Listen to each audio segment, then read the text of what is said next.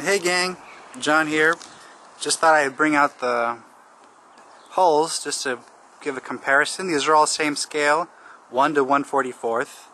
On the forefront we have the Carpathia, the middle is the Lusitania, and the far right is the Titanic. Now the far right one is a hull I purchased online, which is available online. Very highly detailed hull, very cool. I bought it maybe 10 years ago and just haven't gotten around to building it because when I bought it I had no idea how to build boats and such. But 10 years later I got into RC Warship Combat and learned how to build boats from scratch, and well, I got this idea to build a boat using basic boat ideas, wooden skeleton and such, but instead of putting wood on the outside of the skeleton, I sheathe it in masking tape, and then using spray adhesive, spray the masking tape, and then apply fiberglass cloth to that. After that, I will resin that, and with resin, fiberglass resin, and go from there. Kind of fill in the divots with I was using wood putty, wood filler, but I switched to vinyl waterproof spackle on the Lusitania here, and sand it, and it's coming up pretty good. You could also use Bondo too. Bondo will work with a fiberglass. Now the Carpathia here is just masking tape on the inside and one coat of fiberglass on the outside, so it's still very rough. It has a couple divots in the hull. I got the plans from a book, miniature boats that are, I think, 1 to 1,000, really small, waterline models.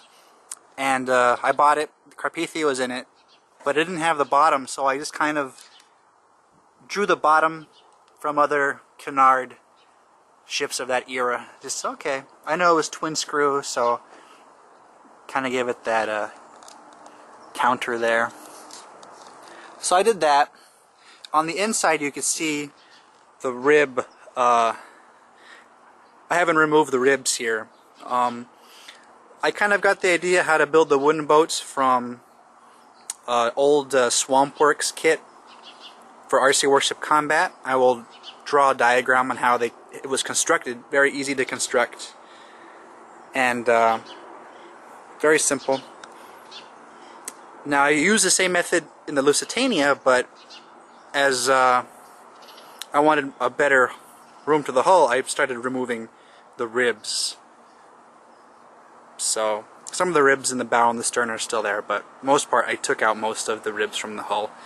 And here we have a scratch-built funnel for the Carpathia, and it's a huge funnel. It's big. This is basically built out of my cardboard and printer paper and this resin. Very simple to make, very light, because you want these things to be light on the top, because they stick out of the water a lot, and it's like a sail, so big gust of wind might capsize it or something. But yeah, little by little, just bringing these out for comparison. You can see just how in the short span of just a couple of years how big these liners got. It's amazing. And after Titanic, you get the Aquitania and the Imperator and everything, and then of course the Queen Mary and the Normandy, and those suckers are just big. It's amazing. And now they got those super tankers, so make these things look like tiny little canoes. You got the rudder there and the props. Go over here. Stern counter.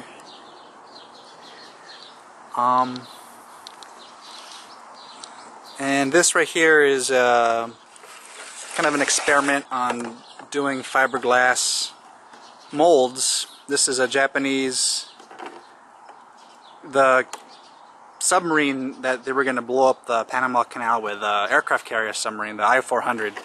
And this is also at 1/44th scale. You could see just how big that This is from the top up, water line up on the submarine. Just how big that submarine would have been. Like 400 feet. Big submarine. But that project is still in the works, so yeah, I will say goodbye to you guys. Keep on trucking. Take it easy.